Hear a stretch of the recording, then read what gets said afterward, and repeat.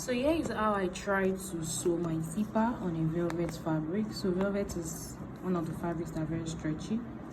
So what I did is to lay, so normally I will probably put an interfacing like stay on this, the wrong side of the fabric, or paper stay, but I decided let me try with paper. So this is a pattern paper.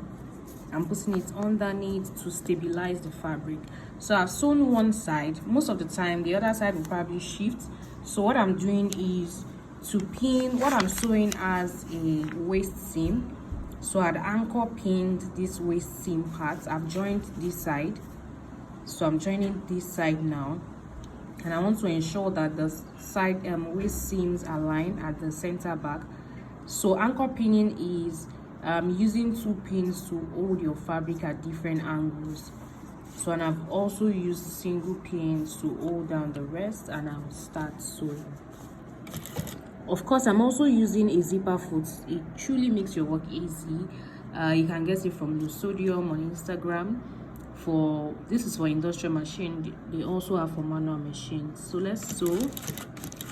So now that I'm done sewing all the sides, I'm going to take off the paper. So the function of the paper is just to stabilize the fabric when sewing. So you can just tear it out. So this is what we have, the waist seam aligning, and of course a lot of people don't pay attention to this part as well. This part has to lay like this. That's the end of your zipper. It has to lay. It shouldn't squeeze to one side or the other side. It should just be perfectly in the middle. Okay, so the zipper, everything is neat. So I recommend that you always use the zipper foot. It makes your work, I always say that it makes your life easy, but it really makes your sewing journey or sewing life very easy and makes your work very neat. Okay, see you in the next video.